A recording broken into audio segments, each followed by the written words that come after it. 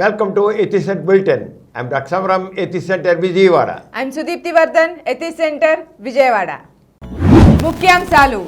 అసలైన ప్రజాస్వామికం వర్ధిల్లాలంటే నాస్తికత్వమే సరైన మార్గం. నాస్తికోద్యమ నిర్మాత గోరా.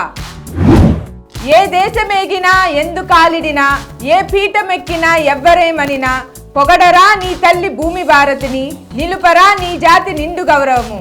నవ్య కవితా పితామహుడు రాయప్రోలు సుబ్బారావు. మానవుడిని దేవుడు పుట్టించాడనడం అభూత కల్పనే. మనిషి ఆవిర్భావానికి సంబంధించి డార్విన్ చెప్పిందే శాస్త్రీయమైనది, సత్యానికి నిలిచేది. డాక్టర్ సమరం. నాస్తికత్వం అధ్యయనానికి ఎంతగానో తోడ్పడుతున్న Gora Saraswathi Gora international atheist research centre. Vasavya nursing హోంలో నిర్విరామంగా ఆన్లైన్లో కొనసాగుతున్న వీక్లీ హెల్త్ ఎడ్యుకేషన్ ప్రోగ్రామ్స్. ముఖ్యాంశాలు చూశారు కదా, ఇక వాటి వివరాల్లోకి వెళ్దాం. డాక్టర్ గారు, అసలైన ప్రజాస్వామికం వర్ధిల్లాలంటే నాస్తికత్వమే సరైన మార్గమని గోరా గారు అన్న మాటలని కాస్త వివరించండి. నిజమేనమ్మా. మరి మన ప్రభుత్వం, మన భారతదేశం పూర్వకాలం తెల్లదొరల పాలన ఉండేది. ఈ తెల్లదొరల పాలన పోవాలి, తెల్లవాళ్ళు పోవాలి, మనం మన మన మన దేశాన్ని మనమే పాలించుకోవాలి, మనకి ప్రజాస్వామ్యం కావాలి. అంతేగాని రాజులు రాజ్యాధికారం కాదు మనకు కావాల్సింది.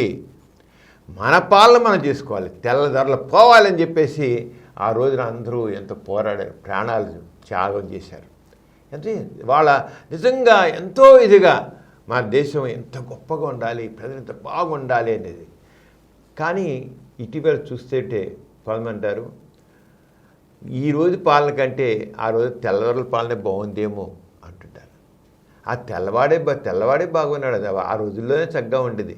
ఇప్పుడు చూద్దామా, కుల విద్వేషాలు, మత విద్వేషాలు, అసలు హెచ్చు తగ్గులు, ఈ అసమానతలు ఎన్నున్నాయో. ఇందుకోసం మనకి స్వాతంత్ర్యం, ఇందుకోసం తెల్లవాడు పొమ్మంది. ఏంటి తేడా? తెల్లవాడు పోయాడు, నల్లవాడు వచ్చాడు, అంతే తేడా అని మాట్లాడే వాళ్ళు ఉన్నారు. అది ఒక ఫ్రస్ట్రేషన్లో వచ్చినట్టు భావం అనుకో, కొంతమంది ఫ్రస్ట్రేషన్లో. ఎందుకంటే మన భారతదేశం ఒక చక్కగా సమైక్యంగా అందరూ సమాజంగా ఉండాలి, అందరూ హాయిగా ఉండాలి, కులాలు మతాలు అంటూ ఉండకూడదు, మానవులంతా ఒకటే, భారతీయులంతా ఒకటే అనే భావంతో ఆ రోజున అందరూ చేశారు. అంటే అలా ఉండాలనుకున్నారు. కానీ ఇప్పుడు చూస్తే ఎలా ఉన్నాయి, ధనిక పేద తేడా అలాగే ఉంది, కులాల మధ్య గొడవలు అలాగే ఉన్నాయి, మత విద్వేషాలు ఉన్నాయి, మత కల్లోలాలు వచ్చే పరిస్థితులు కూడా ఉంటున్నాయి. ఇవన్నీ చూస్తుంటే ఏమిటి ప్రజాస్వామికం, ఏంటి తేడా? తెల్లదొరల పాలన కంటే ఇప్పుడున్న వీళ్ళ పాలన ప్రజాస్వామికం ఏంటి గొప్ప అని ఒక భావం ఉంది. కానీ అది కరెక్ట్ కాదు, అది మాత్రం కరెక్ట్ కాదు. ఎందుకంటే మన ప్రజాస్వామ్యంకి వచ్చాక మరి చాలా వరకు పూర్వకాలం ఇస్తున్నట్లయితే మొట్టమొదటి ఇస్తే మత ప్రాబల్యం ఉండేది. మతాధిపతులు వాళ్ళ పాలన చేసేవాళ్ళు, మత గ్రంథాలు ఎలా ఉందో అలాగే జరగాలనుకుంటుండేవాళ్ళు. ఆ నీతి నియమాలు, ఆ ఆచారాలు, ఆ సాంప్రదాయాలు ఉండాలని. కానీ తర్వాత రాజుల పాలన, రాజులు కొంతమంది ఒక రాజు ఒక రకమైన మతానికి అవలంబిస్తుంటే ఆరంగా ఉండాలనుకుంటేవాడు. వాడు ఏ మతం ఇస్తుంటే ఆ మతం ప్రకారంగా ఆచారాలు సాంప్రదాయాలు. ప్రజాస్వామికంలో వచ్చాకల్లా అవన్నీ పంపాయి. మన ఇప్పుడు సెక్యులర్ వ్యవస్థ, సెక్యులర్ దేశం. సెక్యులర్ అంటే ఏంటి? మత ప్రేమేమి లేని రాజ్యము అని. మత ప్రేమేయం ఇది మతం, మతం ఎవరిష్టంగా ఉండాలి. కానీ ఇప్పుడు కూడా ఏ సెక్యులరిజం అంటున్నామో, ఏదో మత ప్రమేయం లేకుండా రాజ్యం ఉండాలంటున్నామో, ఆ సెక్యులర్ దానికి ఆ ఆస్తిక భావాలను బట్టి, ఆస్తిక సాంప్రదాయాలను బట్టి, ఆస్తిక ఆచారాలను బట్టి, ఆస్తిక భావజాలం వాళ్ళని బట్టి సెక్యులరిజం అంటే సర్వమత సహనము అని మార్చేశారు. సెక్యులర్ అంటే సర్వమత సహనం కాదు, వక్ర భాష్యం ఇస్తున్నారు దానికి. సెక్యులర్ అంటే మత ప్రమేయం లేనిటి ప్రజాస్వామ్యం. మత ప్రమేయం అది ప్రభుత్వంకి మతంతో సంబంధం లేదు, మతం వ్యక్తిగతం, వ్యక్తులకు సంబంధించిన వ్యక్తిగతం అంతే. మత పాలనలో అక్కడ పాలనలో ఉన్న వాళ్ళు ఏ వ్యక్తులు కూడా ఏ మతానికి సంబంధించి ఉండకూడదు, ఏ రకమైన కర్మకాండలు మతాన్ని చేయకూడదు. కానీ ఇట్లా జరుగుతుందా? ఏదైనా ప్రారంభోత్సవం జరగాలంటే ఒక పురోహితుడు వస్తాడు, పూజలు చేస్తాడు, కొబ్బరికాయలు కొడతాడు, మంచి సమయం అంటాడు, చెడ్డ సమయం అంటాడు, ముహూర్తం అంటాడు, మరొకటి అంటాడు. దేవాలయాలు వెళ్తారు, ఆ దేవుడు పూజలు చేస్తారు, ఆ రంగం చేస్తారు, అన్ని రకాల పూజలు జరిగిపోతూ ఉంటాయి. మరి సెక్యులరిజం, మత ప్రమేయం లేనిది అన్నట్టు మత ప్రమేయం, మతం వచ్చేసింది. ఈ మతం అనేది ఎప్పుడు ప్రవేశించిందో, ఈ మత భావాలు ఎక్కడున్నాయో, మత భావాలు ఉండేటికల్లా ప్రజాస్వామ్యం సరైన ప్రజాస్వామ్యం. ప్రజాస్వామ్యం కంటే ప్రజల కోసం, ప్రజల చేత, ప్రజల పాలన. ఇవి అలా లేదే. మతంకి ఉంటుంది, మత భావాలు వస్తున్నాయి. ఎవరు అధిక మతస్థులు ఉన్నారో, ఎవరైతే రాజ్యంలో ఉన్నారో వాళ్ళ భావాన్ని రుద్దుతున్నారు జనం మీదకి. అందుకనే అసలు సమాజంలో నీతి కావాలి అంటే, నీతి అనే పూర్వకాల నీతి అంటే స్వర్గానికి పుణ్యం కావాలి. పుణ్యం చేస్తే మనకి మంచి జరుగుతుంది, నీతి ఉంటుంది. అలాగే స్వర్గానికి వెళ్ళాలంటే వాళ్ళు మంచి పని చేయాలి, నీతి ఉంటుంది. మోక్షం కావాలంటే మంచి పని చేయాలి, నీతి ఉంటుంది. ఆ రోజున నీతి అనేది ఒక మత ఆచారాలు సాంప్రదాయ ప్రకారంగా ఉండేది. మతపరంగా ఉండే కార్యకలాపాల వల్ల నీతి ఉంటునేవాడు. కానీ నీతి సంఘావసరం, నీతి సంఘావసరం. అంచేత అక్కడ మతంతో సంబంధం ఉండకూడదు.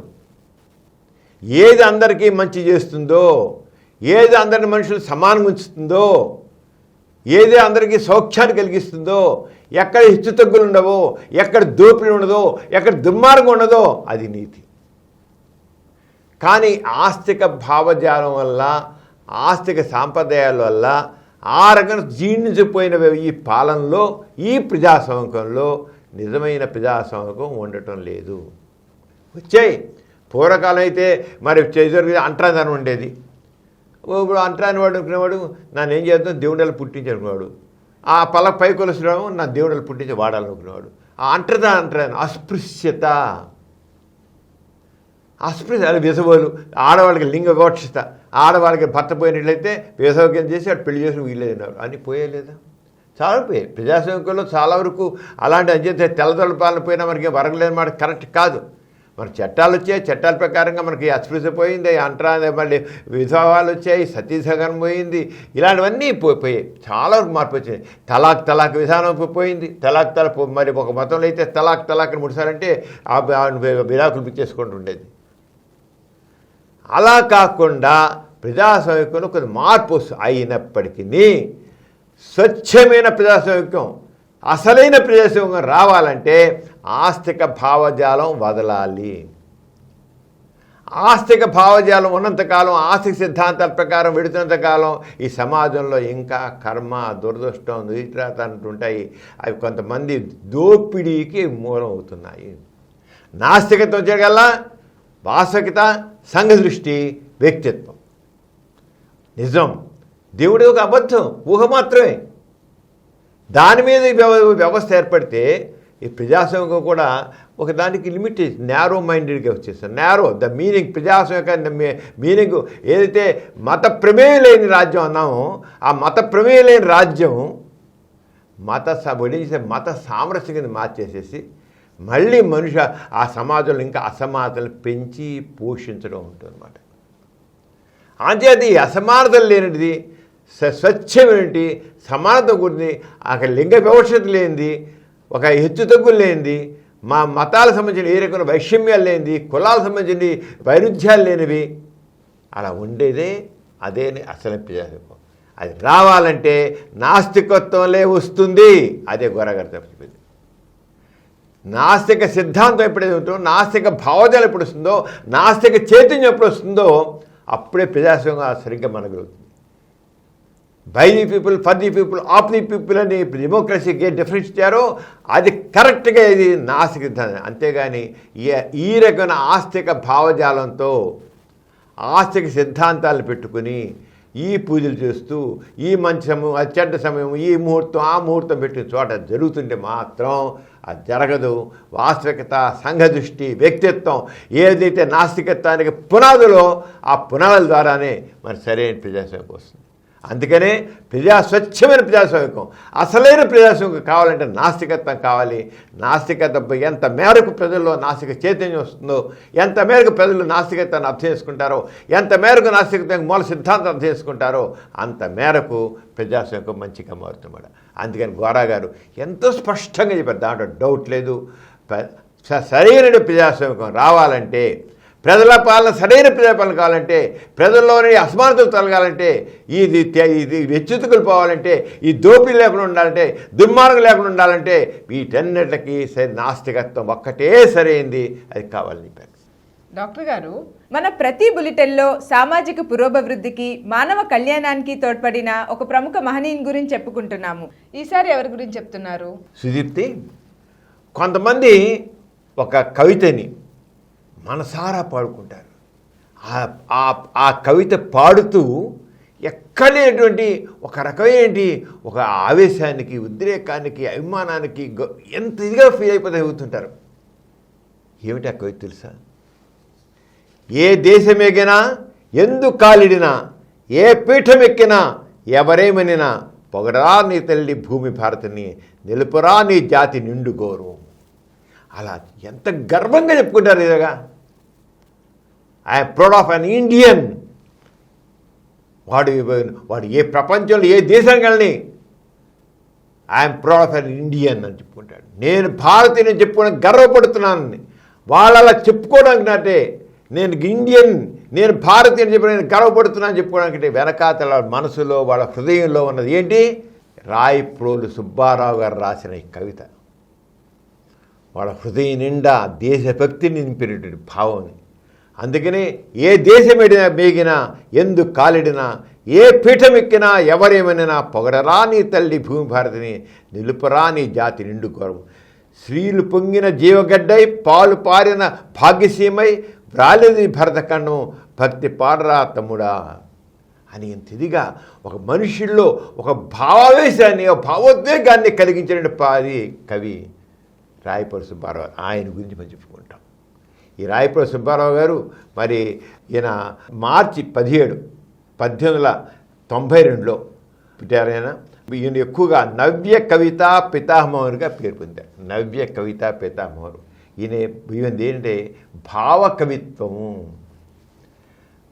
మామూలుగా అంటే కవితలు రాస్తారో ఇదేదని, అలా కాకుండా మనసులో ఒక భావావేశం వస్తుంది, ఒక భావం, ఆ భావానికి ఒక కళారూపం ఇస్తుంది. ఆ కళారూపాన్ని చెప్పేది భావ కవిత్వం. ఇంకా దీంతో సంబంధం లేదు. మనసు భావం, ఆ భావానికి అన్నమాట. దానికి ఆద్యుడు ఆయనకి రాయప్రోలు సుబ్బారావు గారు. దానికి ఈయన చక్కగా ఆయన ఎన్నో రకంగా కళాకారుని ఊహలు, భావాలు, సృజనాత్మకు ప్రాధాన్యం ఇచ్చే కళారూపాలు. ఇది ఆయన రాయప్రోలు సుబ్బారావు గారి సొంతం అన్నమాట. ఆయన తెలుగు, సంస్కృత భాషల్లో పండితుడైన ఆయన 1912లో ఆ తృణకంకణం అనే పద్యం, ఖండకావ్యం, పద్యకావ్యానికి ఖండకావ్యం రాశారు. దాంతో భావ కవిత్వం అనేది తెలుగులో ఒక కొత్త వరవడి ఏర్పడింది. ఎప్పుడు? 1912లో. తృణకంకణం ఖండకావ్యం, అన్ని పద్యాలు ఉంటాయి. ఖండకావ్యంలో పద్యాలు ఉంటాయి అన్నమాట. దాంట్లో ఈ భావకవిత్వంలో రసానికంటే భావానికి ప్రాధాన్యత ఎక్కువ. మామూలుగా మన నవరసాలు వింటున్నాం కదా, ఏదైనా కవితలన్నా కావ్యాలన్నా నవరసాలు అక్కడ పండాలి, నవరసాలు పండాలి. ఇక నవరసాలతో సంబంధం నీ మనసులో ఏ భావం వస్తుందో, నీకే భావవేశం ఉంటుందో అది నువ్వు పెట్టి చెప్పించు. అంతేగాని నేను రాసిన దాంట్లో శృంగారసం ఉందా, నేను రాసిన దాంట్లో కరుణరసం ఉందా, నేను రాసిన రౌద్రసం ఉందా, నేను రాసిన ఇది ఉందా అనేది అక్కడేం లేదు. కావ్యం రాయాలన్నా, కవిత రాయాలన్నా ఇవే రసాలతో సంబంధం లేదు. నువ్వేం ఫీల్ అవుతున్నావు, నీ మనసులో ఏ తన్నుకుంటూ వస్తుంది, ఎక్స్ప్రెస్ చేయి నీ భావోద్వేగాన్ని, భావావేశాన్ని. ఆ భావావేశాన్ని ఆయన చూపించిన మొదటి కవి. అందుకనే ఆయన సాంప్రదాయ కవిత్వానికి పట్టుగొమ్మగా నిలిచిన విశ్వనాథ సత్యనారాయణ గారు. విశ్వనాథ సత్యనారాయణ తెలుసు కదా, ఆయనంతా సంప్రదాయానికి సంబంధమైన నవలు రాశారు, కవితలు రాశారు, అన్ని రాశారు. అలాంటి విశ్వనాథ సత్యనారాయణ గారు కూడా రాయప్రోలు సుబ్బారావు గారు రాసినటువంటి ఆయన మొట్టమొదటి దినాల్లో, విశ్వనాథ సత్యనారాయణ గారు రాసిన కవితలు రాసిన మొట్టమొదటి దినాల్లో రాయప్రోలు సుబ్బారావు గారు ప్రభావితుడై కిన్నెరసాని పాటలు, కోకిలమ్మ పెళ్లి వంటి రచనలు సాగించడం విశేషం. అంటే విశ్వనాథ సత్యనారాయణ అంటే మహాపండితుడు, జ్ఞానపీఠ అవార్డీ ఆయన. అలాంటి వాడు కూడా ప్రభావితమయ్యి రాయపుల సుబ్బారావు గారి రచనలతో ప్రభావితమయ్యి భావగీతలో ఆయన కిన్నెసాని పాటలను నేను కోకిలమ్మ పిల్లి అంటూ రాశాడు. అంటే ఈయన ప్రభావం ఆనాటి రచయితల మీద మహామహాకవుల మీద ఎంత ఉంది అర్థం. అంటే ఇమిడి ఆయన ఎంత గొప్ప కవి అని అర్థం అవుతుంది. ఆయన తిరుపతి వెంకటేశ్వర విశ్వవిద్యాలయానికి శాఖాధ్యక్షులుగా పనిచేశారు. ప్రకృతిని ఆరాధించడం, ప్రకృతిని మానవ జీవితానికి ఆపాదించడం భావకవిత్వాన్ని ముఖ్య లక్ష్యాన్ని పేర్కొన్నారు ఆయన. ప్రకృతి వర్ణన, మనం చక్కగా ఒక మంచి గులాబీ పూజ చేసామనుకో ఎంత బాగుంది అనుకుంటాం. ఒక్క మల్లెపువ్వు గుబాళిస్తానుకో ఎంత బాగుంది అంటాం. ఒక సంపెంగా ఆ పరిమాణాలు వదులుతున్నప్పుడు ఎంత ఆగింది అంటాం. మనలో ఒక దగ్గర తిరిగినటువంటి భావం వస్తుందన్నమాట. దాన్ని ఆ భావావేశాన్ని ఎక్స్ప్రెస్ భావకవిత్వం, దానిని ఆ రంగా ఎంతో గొప్ప ఇచ్చింది.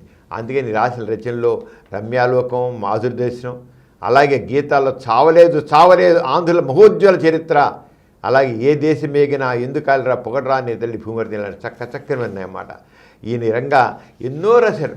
మొత్తం ఆంధ్రదేశంలో జనాలందరినీ ఆలోచించేసి ఉత్తేజపరిచి వాళ్ళు ఒక ఆవేశింపి ఒక రకమైన ఆ భావావేశం కలిగించిన వ్యక్తి రాయపుల సుబ్బారావు గారు. మన తెలుగు కవుల గురించి, తెలుగు రచయితలు, తెలుగు కవులు, తెలుగు నిజంగా మన ఆంధ్రదేశంలో సంఘ సంస్కృతులు కానీ ఏది ఈ రంగం ఆ రంగం కాదు తీసుకో, అన్ని రంగాల్లో చాలా గొప్ప గొప్ప మహానుభావులు మనకు ఉద్భవించారు.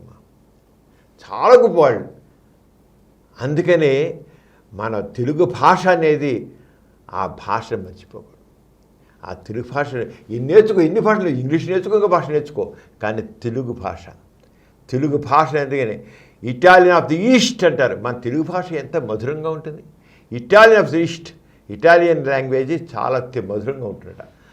అలాగే మన ఈస్ట్లో ఈ తెలుగు భాష కూడా ఇటాలియన్ లాంగ్వేజ్ లాగా అంత తీయదనంగా. ఇలాంటి కవితలు ఇలాంటివన్నీ ఉన్నప్పుడు మరి ఈ ఇటాలియన్ ఆఫ్ ఈస్ట్ అనేది మధురంగా ఉండక ఇంకెలా ఉంటుంది.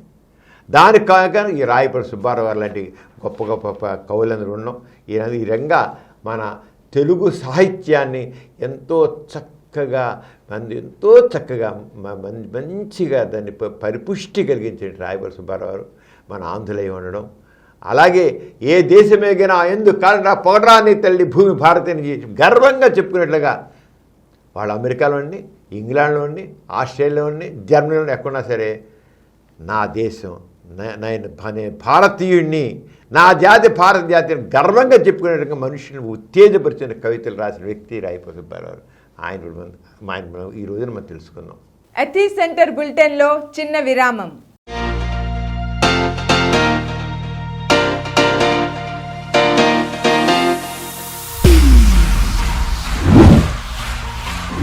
అనునిత్యం మనకి తారసపడే ప్రతి 100 మందిలోనూ 10 మంది ఏదో రకమైన మానసిక రోగులే. వీరిలో 2 మాత్రమే సభ్య సమాజానికి పిచ్చివారిగా కనిపిస్తుంటారు.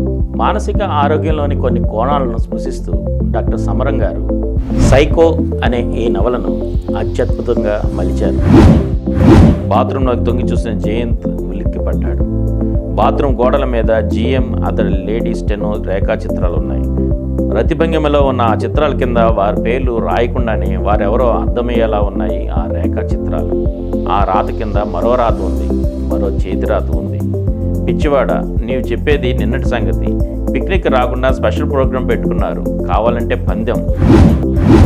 జరిగిన దానికి తట్టుకోలేక మీరు ఆత్మహత్య చేసుకుంటారు. తర్వాత జరిగేదేమిటి? అతగాడికి మరొక అమ్మాయితో పెళ్ళవుతుంది కదా, మామూలే. మీ స్థానంలో ఇంకొక అమ్మాయి అంతే కదా. మీ జీవితం ముగింపు మీ సమస్యకి పరిష్కారం కానే కాదు. ఒకే విస్కీ బాటిల్ తాగేవారికి ఒకే ఉమెన్ని షేర్ చేస్తే వారికి తప్పేముంటో తెలియజెప్పవలసిన బాధ్యత మీకుంది. ఆ ఉత్తరం చదివిన సరసి గుండె గొంతులోకి వచ్చినట్టు, దానికి తోడు అక్క చీరా సారే సర్దుకుని వెళ్తుంటే 2 రోజులు ఆఫీస్ స్టాఫ్ అంతా పిక్నిక్ ప్రోగ్రాం పెట్టుకున్నారనుకున్నాను. ఇదా మీరు పెట్టుకున్న ప్రోగ్రాం? చెల్లెల మాటలతో ఆమె కాళ్ళ కింద ఉన్న భూమి కంపించినట్లయింది.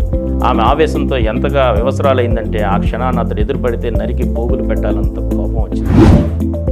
శోభ జూనియర్ ప్రసాద్ రొమాన్స్కి పరాకాష్ట ఆ వర్ణ చిత్రం. అంతమంది కళ్ళు కప్పి ఆ ఇద్దరు అంత చనువుగా ఎప్పుడు వెళ్ళగలిగారు? ఆ దృశ్యాన్ని క్లిక్ చేసిన ఫోటోగ్రాఫర్ ఎవరు? పిక్నిక్ ఫోటోలను నోటీస్ బోర్డులో డిస్ప్లే చేయించడానికి సలహాలు చేసిన రజిత ఈ ఫోటోను మాత్రమే ఎంట్రన్స్ దగ్గర ఎందుకు డిస్ప్లే చేసినట్టు రకరకాల వ్యాఖ్యానాలు ఆఫీసులో. ఓ ఆడపిల్ల తనకు తానుగా వచ్చి కళ్ళు మూసి ముద్దాడి మురిపిస్తుంటే చేతులను వెనక్కి చాపి ఆమెను దగ్గరికి తీసుకోవాలన్న ఆలోచన తనకు రానందుకు సిగ్గుపడుతూ చేతులను వెనక్కి చాచాడు.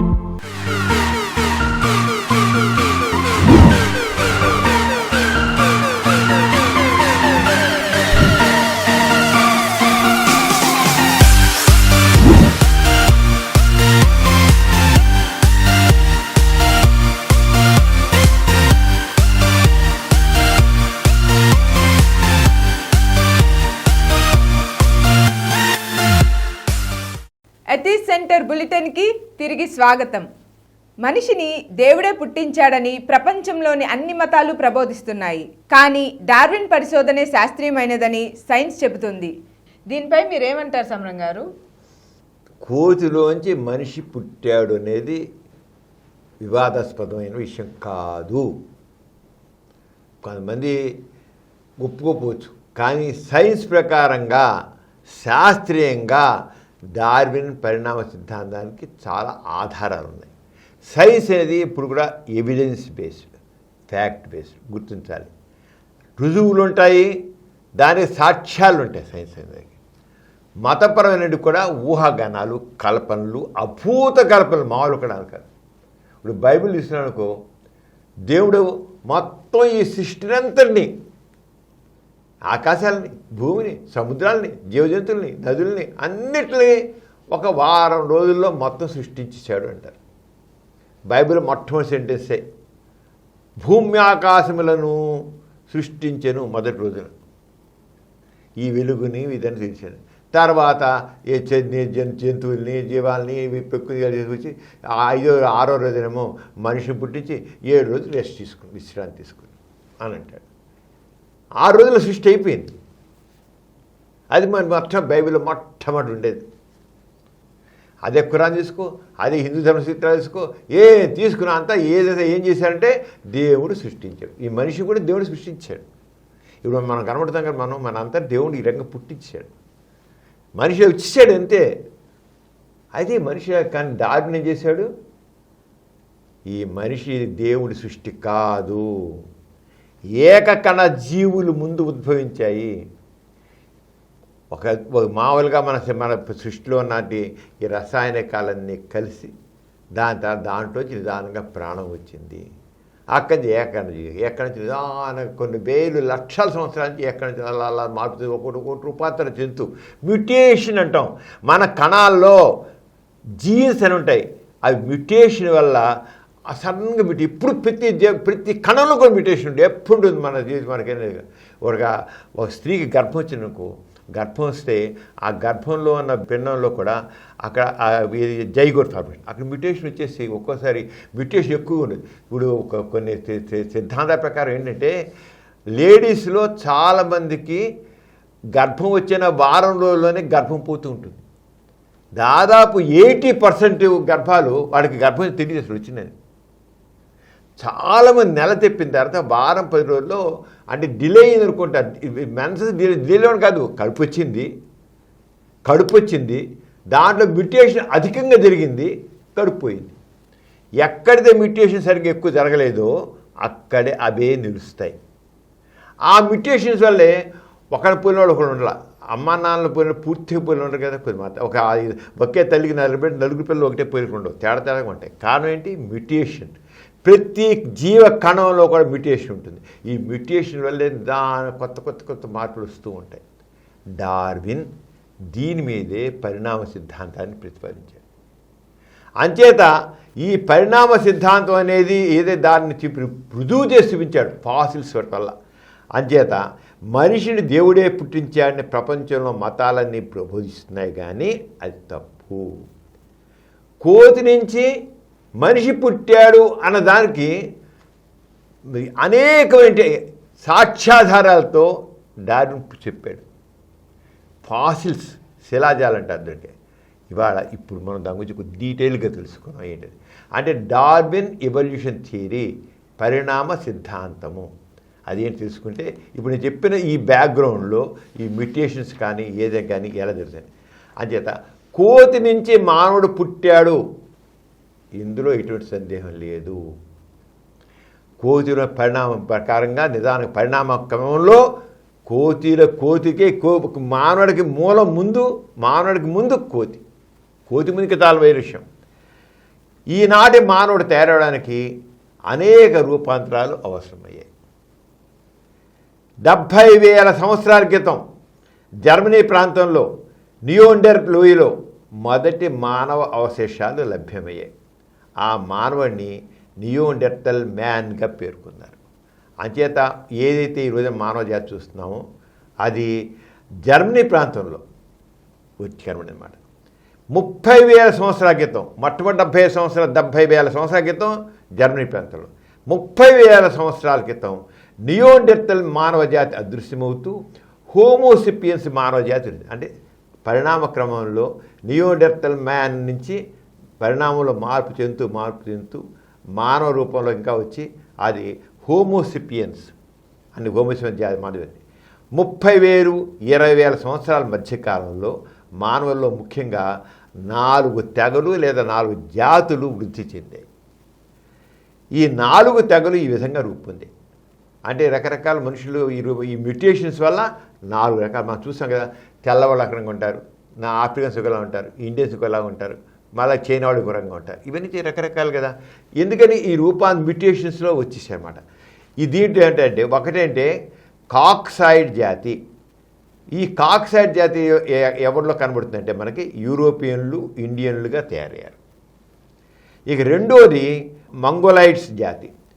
వీళ్ళకి ఆసియన్లు, అమెరికన్ ఇండియన్లుగా తయారయ్యారు.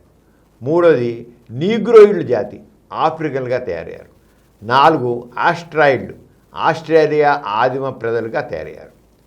30,000 ఏళ్ల క్రితం నుంచి హోమోసిపియన్స్ ఒక్కరే మానవ జాతిగా అభివృద్ధి చెందుతూ 4 తెగలుగా ప్రపంచమంతా వ్యాప్తి చెందారు మనం తెలుసుకున్నాం. కోతులు రూపాంతరం చెందుతూ మానవ జాతిగా ఆవిర్భించడం విషయంలో డార్విన్ ఈ విధంగా సిద్ధాంతరించారు. ఏ రకంగా జరిగింది?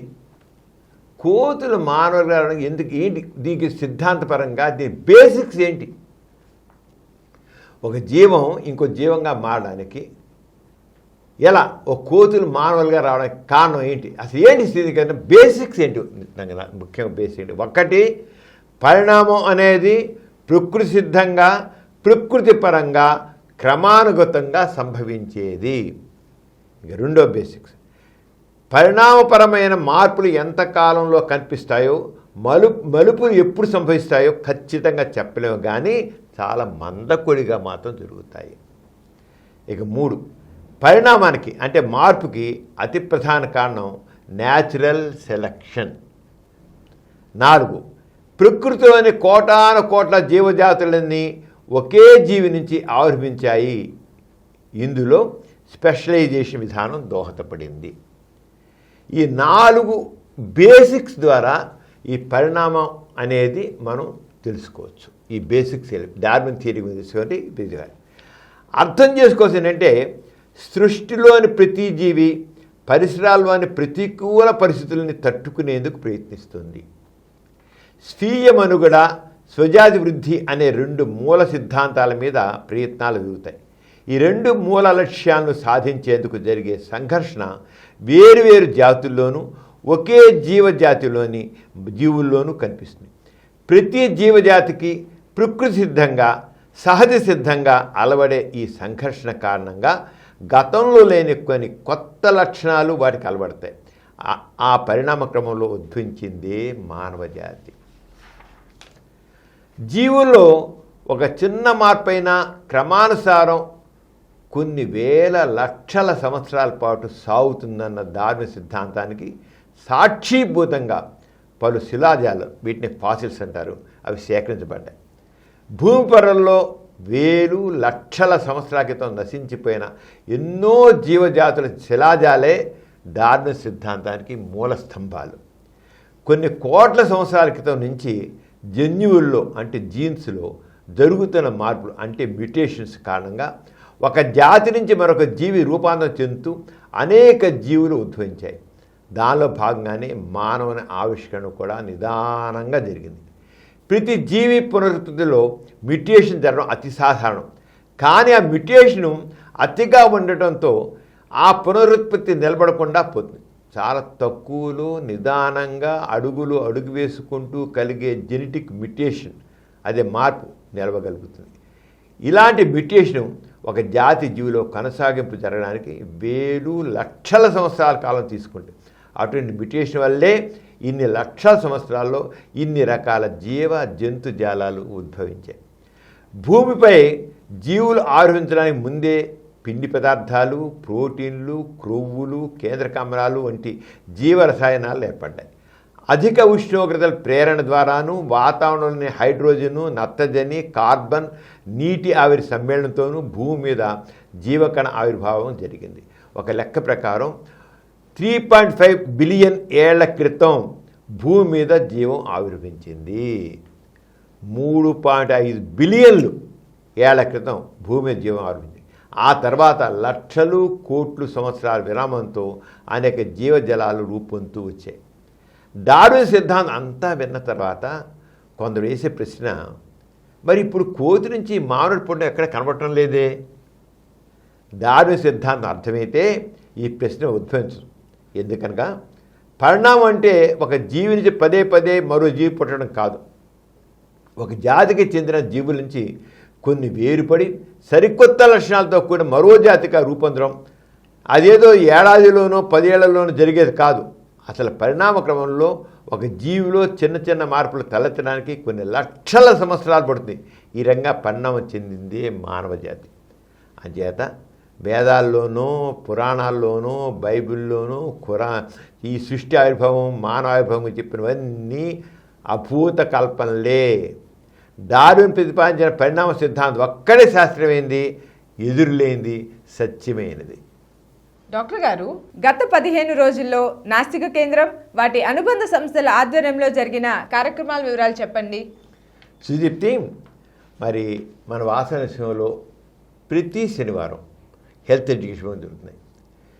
చివరికి ఈ కోవిడ్-19, ఈ కరోనాకు సంబంధించిన వ్యాధి ఉధృతంగా టైంలో కూడా మనం ఈ హెల్త్ ఎడ్యుకేషన్ని మనం ఎట్టి పరిస్థితుల్లో ఆపలేదు.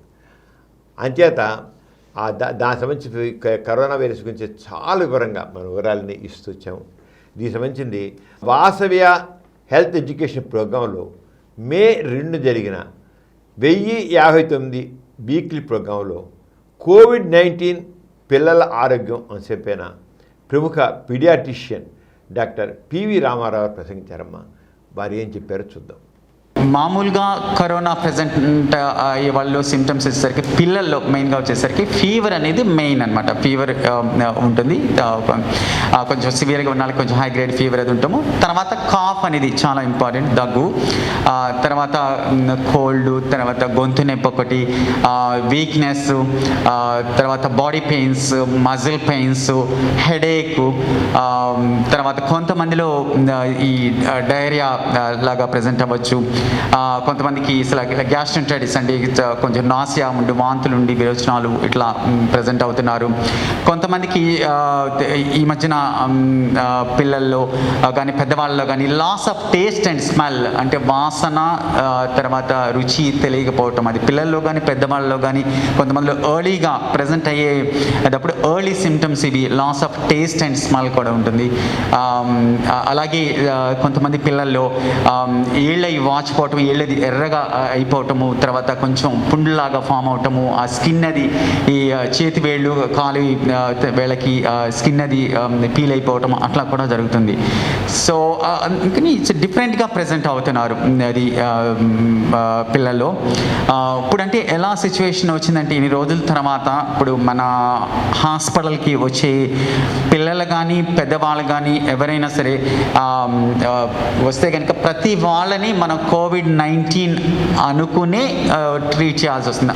On the other hand just kind of mild symptoms ఉన్నాయి, జస్ట్ లో గ్రేడ్ ఫీవర్, అకేషనల్ కాఫ్ ఉంది, it's looking like any kind of flu like illness లాగానే ఉంది. సో అటువంటిప్పుడు అంత హాస్పిటల్కి రావాల్సిన అవసరం లేదు. ఇప్పుడు ఉన్న పరిస్థితుల్లో హాస్పిటల్కి రావటం కన్నా టెలిమెడిసిన్ సర్వీసెస్ అనేవి అన్ని నేను హాస్పిటల్స్లో టెలిమెడిసిన్ సర్వీసెస్ అవి స్టార్ట్ చేశారు. అట్లాగే గవర్నమెంట్ ఆఫ్ ఏపీ కూడా టెలిమెడిసిన్ సర్వీసెస్ వాళ్ళు కూడా చాలా రోజుల నుంచి చేస్తున్నారు. You could call telemedicine service call చేస్తే అక్కడి నుంచి పిడియాట్రిషియన్కి కనెక్షన్ ఇస్తారు. Paediatrician over the phone advice చేస్తారు. ఏదైనా మెడికేషన్స్ ఏమైనా అవసరమైనా ఓవర్ ది ఫోన్ కూడా కొన్ని మెడికేషన్స్, నాట్ ఆల్, కొన్ని మెడికేషన్స్ ఈ COVID-19 పాండమిక్ సీజన్లో ప్రిస్క్రైబ్ చేయొచ్చు. But on the other hand బాగోపోతే కనుక సివియర్గా సిమ్టమ్స్ ఉంటే కనుక డెఫినెట్గా హాస్పిటల్కి తీసుకొచ్చి చూపించాలి. సో అది as for the treatment is concern. Sudeepti, Vasavya health education ప్రోగ్రాంలో మే 9 జరిగిన 1060వ వీక్లీ ప్రోగ్రాములో కరోనా వైరస్లో తేడాలు, వ్యాధి లక్షణాల్లో మార్పులు అంశంపై ప్రముఖ ఫిజిషియన్ డాక్టర్ మిరోజ్ గారు ప్రసంగించారు. మరి ఏం చెప్పారో చూద్దాం. ఇప్పుడు ఈ కరోనా వైరస్ అనేది ప్రపంచవ్యాప్తంగా సమరంగా చెప్పినట్టు కొంతమంది 3 మ్యూటేషన్లు అయ్యిందంటున్నారు, కొంతమంది 5 అయ్యిందంటున్నారు. మనం ఇంకా కరెక్ట్గా రిపోర్ట్స్ రాలేదు. కానీ ఒక లార్జ్ సెన్సెసెస్ ప్రకారం 3 మ్యూటేషన్స్ అయ్యాయి. మ్యూటేషన్స్ అంటే మార్పులు.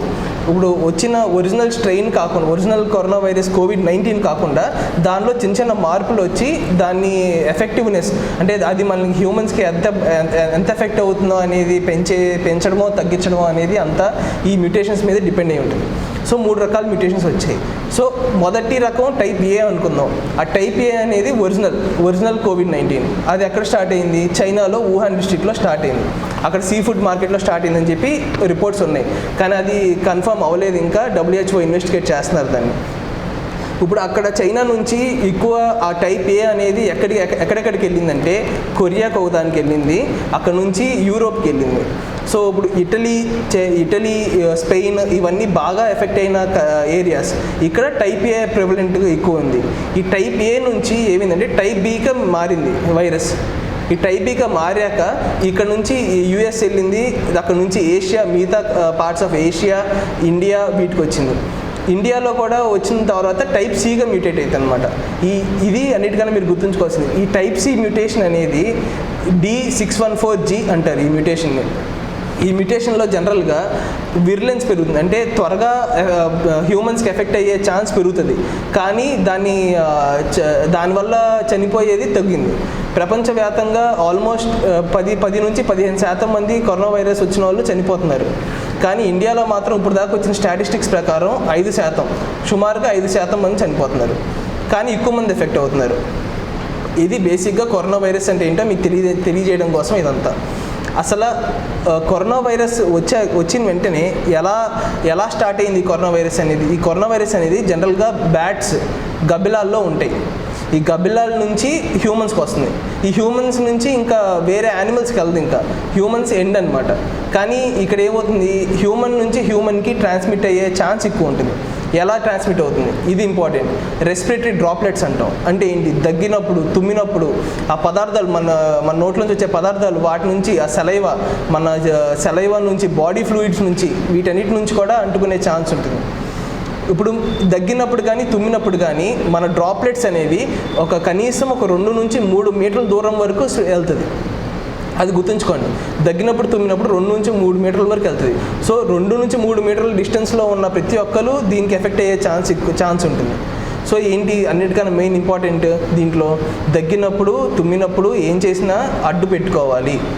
అడ్డు పెట్టుకుని, ఇప్పుడు చేతి మీద అడ్డు పెట్టుకుని చేతిలో తుమ్మేసి పక్కన హ్యాండ్ షేక్ ఇచ్చేస్తే రాదా అంటే వస్తుంది, అలా కూడా వస్తుంది.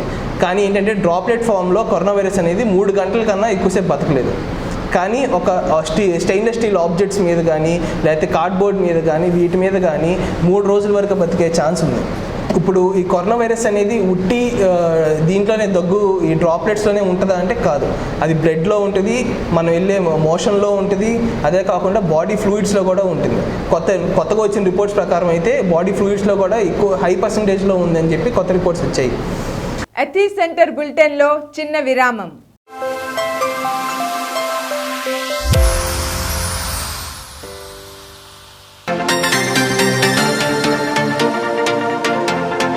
आज मैं आपके सामने प्रमुख नास्तिकोद्यम नेता श्री गौरा जी से लिखी हुई गांधी नास्तिक संवाद पुस्तक को प्रस्तुत करना चाहती हूँ। वहति नेति नेति यतो वाचो निवंत्रते अप्राप्य मनसा सह। इसका भाव है यह नहीं इंद्रियों से अथवा मन से जो जाना सकता है ऐसा कुछ नहीं। ईश्वर में जीवंत श्रद्धा के बिना सत्याग्रह का संपूर्ण आचरण असंभव है। आधुनिक शिक्षण पाए हुए लोगों के मन में ईश्वर शब्द कुछ कठिनाई उत्पन्न करता है। मैं सापेक्ष के पीछे रहे निरपेक्ष को देखता हूँ और मन की शांति पाता हूँ। मैं पहले कहा करता था कि ईश्वर ही सत्य है, उससे मुझे पूरा संतोष नहीं हुआ, इसलिए मैंने कहा कि सत्य ही ईश्वर है। कोई हिंदू, मुसलमान या ईसाई नहीं रहता, सब मनुष्य हो जाते हैं। इसके सिवा नास्तिकवाद की दृष्टि मनुष्य को अपने पांवों पर खड़े होने का बल देती है।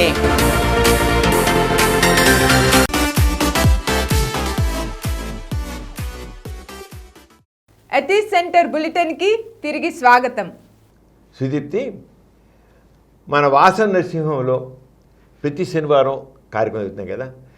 ఈ కోవిడ్-19 ఇది వచ్చిన దగ్గర నుంచి, ఈ కరోనా వచ్చినకి మరి భౌతిక దూరాన్ని పాటించాలి, అందరూ జనం వచ్చారు గుమ్మికూడకూడదు అనే దాంతో అలా ఉండాలనే దీంతో మనం హెల్త్ ఎడ్యుకేషన్ ప్రోగ్రామ్ని ఇక్కడ మామూలుగా అయితే అందరూ ప్రేక్షకులు ఉంటారు, జరుగుతుంటుంది.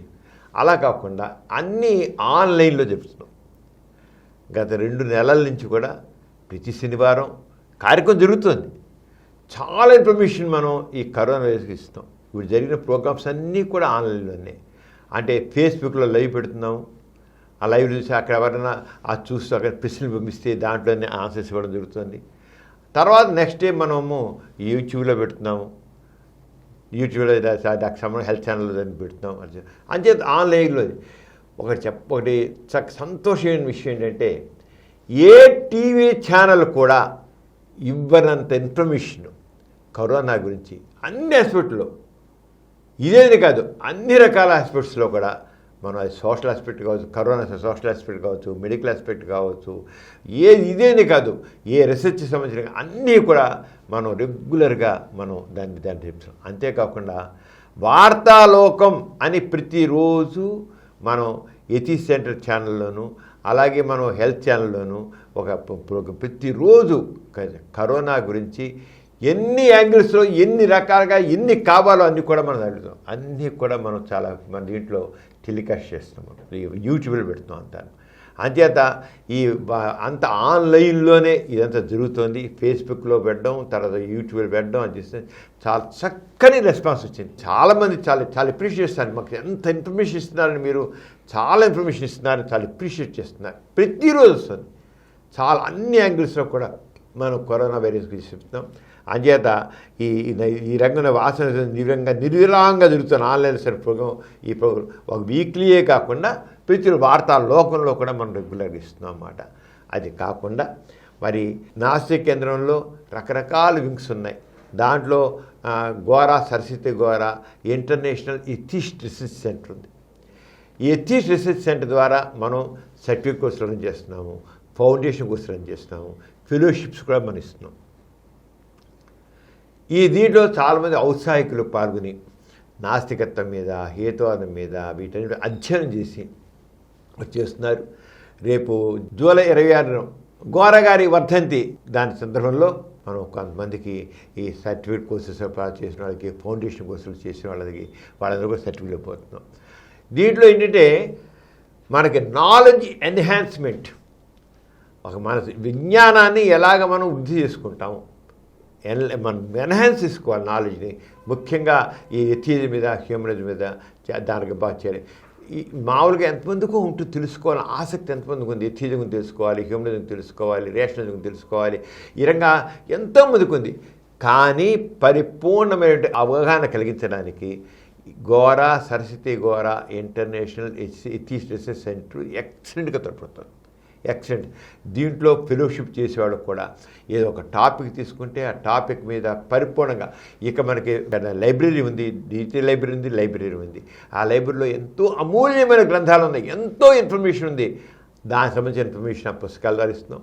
అలాగే వాళ్ళు చేసే రీసెర్చ్కి కానీ వాళ్ళ అధ్యయనానికి కానీ మన డిజిటల్ లైబ్రరీలోగా ఈ ఫలానా పుస్తకం, ఈ ఫలానా పుస్తకం, ఈ సబ్జెక్ట్ ఇది పుస్తకం, ఈ పుస్తకం అని చెప్పేసి కొన్ని లక్షల పుస్తకాలకి దీంట్లో యాక్సెసిబిలిటీ ఉందన్నమాట. ఆర్గనైజిస్తున్నాం. ఈ Ranga Gora Saraswathi Gora international research centre ద్వారా ఎంతగానో మనం అందరికీ నాలెడ్జ్ ఎన్హాన్స్మెంట్ కోసం, ఇంప్రూవ్ దే నాలెడ్జ్ అండ్ దానికోసం చేస్తున్నాం. చాలా ఔత్సాహికులుగా ఎంతోమంది యువకులు దీంట్లో పార్టిసిపేట్ చేస్తున్నారు. వాళ్ళు అభినందిస్తారు. అలాగే కొత్త వాళ్ళు కూడా చాలా వచ్చి ఇక దీంట్లో భాగస్వాములు కావచ్చు అని కోరుతున్నాను అన్నమాట. మరి మనకి ఇక్కడ రకరకాల వింగ్స్ ఉన్నాయి కదా, దాంట్లో గోరా సైన్స్ సెంటర్, ఆ గోరా సైన్స్ సెంటర్ ద్వారా మనం రకరకాల కార్యక్రమాలు చేస్తున్నాం. అలాగే గోరా సైన్స్ మ్యూజియం ఉంది, దాంట్లో చాలా ఇన్ఫర్మేషన్ గోరా సైన్స్ మ్యూజియం ఇస్తున్నాం. అలాగే మనం 8 యూట్యూబ్ ఛానల్స్ మనం రన్ చేస్తున్నాం. ఇవే కాకుండా త్వరలోనే మనం సైన్స్ ఛానల్స్ పెడుతున్నాము, కిడ్స్ ఛానల్ పెడుతున్నాము, యూత్ ఛానల్ పెడుతున్నాము, ఉమెన్ ఛానల్ పెడుతున్నాము. అలాగే సెల్యులాయిడ్కి సంబంధించిన మనం చాలామంది సెలబ్రిటీస్ ఉన్నారు, వాళ్ళలో చాలా ప్రోగ్రెస్ థాట్ ఉన్న వాళ్ళు ఉన్నారు, వాళ్ళందరితో ఒక ఇంటర్వ్యూస్ పెట్టాలనుకుంటున్నాము. అలాగే కల్చరల్ ఛానల్ పెడుతున్నాము. ఈ రకరకాల ఛానల్స్ కూడా త్వరలోనే కొద్ది వారాల్లోనే మొత్తం ఈ ఛానల్స్ వస్తాయి. ఇప్పుడున్న 8 ఛానల్స్ కాకుండా మళ్ళీ ఒక 7 ఛానల్స్ చేస్తాం. రకరకాలుగా అందరికి అందరికి కూడా దీని అన్నింటిలో ఏంటి అభ్యుదయంగా మనం జనాలని ఎలా చైతన్యం చేయగలుగుతాం, జనాలల్లా మోటివేట్ చేసి, జనాల్లో మోటివేషన్ కావాలి. ఉన్నది ఏదో మామూలుగా వరవడిలో పోవడం కాకుండా వాళ్ళు ఇంకా ఒక అభ్యుదయ పంథాన్ని పయనించడానికి, వాళ్ళు ఒక రకమైన చక్కగా నాలెడ్జ్ పెంచడానికి, అభ్యుదయం పెంచడానికి మన ఛానల్స్ చాలా అనమాట. అవన్నీ చేస్తున్నాం. అలాగే అందరూ చూడాలని కోరుకుంటున్నాను. అంతేకాకుండా డిజిటల్ లైబ్రరీ ఉంది అని చెప్పుకున్నాం కదా, అలా సాగాఫ్ గోరా అని గోరా గారికి సంబంధించిన ఎగ్జిబిషన్. ఇది గోరా గారి ఇదేంటంటే మొత్తం atheist movement, positive atheism movement అంతా కూడా సాగాఫ్ గోరా అనే ఫోటో ఎగ్జిబిషన్ అవుతుంది. అలాగే బాపు దర్శన్ ఉంది, అలాగే బాసయ్య మెడికల్ హెల్త్ ఎగ్జిబిషన్ ఉంది. అలాగే ఎథిస్ సెంటర్ ఫేస్బుక్లో ఎథిస్ సెంటర్ ఫేస్బుక్ పేజ్ ఉంది, మన ఎథిస్ సెంటర్ వెబ్సైట్ ఉంది. అలాగే ఎథిస్ సెంటర్ ద్వారా 2 మ్యాగజైన్స్ నడుపుతున్నాము, ఎథిస్ ఇంగ్లీష్ మ్యాగజైన్, అలాగే నాస్తి మార్గం అనే తెలుగులో మ్యాగజైన్, ఇవన్నీ ఉన్నాయి. ఈ రంగం ఎన్నో రకాలుగా అలాగే వాసవేళ ఉంది, సంస్కారం ఉంది, ఇవన్నీ రకరకాల యాక్టివిటీస్ అన్నీ జరుగుతున్నాయి. అందరూ వచ్చి ఇందులో భాగస్వాములు కోరుతున్నాను. ఆ రంగా ఎథిస్ సెంటర్ ఇది వైబ్రెంట్ ఆర్గనైజేషన్. ఈ సమాజాన్ని ఒక నవమానవుణ్ణి నిర్మించడానికి, ఒక నవయుగాన్ని తీసుకురావడానికి ఎథిస్ సెంటర్ కంకణం కట్టుకుంది. ఒక నవమానవుడు ఆవిర్భవింపడాలి, నవోదయం కావాలి మనకి. ఈ మన అర్థం పర్థం లేని ఆచారాలు, సాంప్రదాయాలు, మత విశ్వాసాలు, ఈ మూఢనమ్మకాలతో సమాజం అంతా అలా ఉంటే దైవభావానికి అర్థపడుతున్న దైవభావానికి దాసం అయిపోయి మనిషిలో కర్తృశక్తి లోపిస్తే టైంలో మనిషిలో ఒక చైతన్యం తీసుకొచ్చి ఫ్రీ విల్ని పెంచి దాసోభావాన్ని విముక్తి చేసి ఒక నవ సమాజాన్ని నవమానవుని నిర్మించడానికి ఎథిస్ సెంటర్ కంకణం కొట్టుకుంటోంది. అందరూ కూడా దీంట్లో భాగస్వామి కావాలని కోరుకుంటూ వాళ్ళని సెలవు తీసుకుని మళ్ళీ వచ్చే దాంట్లో కలుసుకుందాం. అందరికీ జై ఇన్సాన్.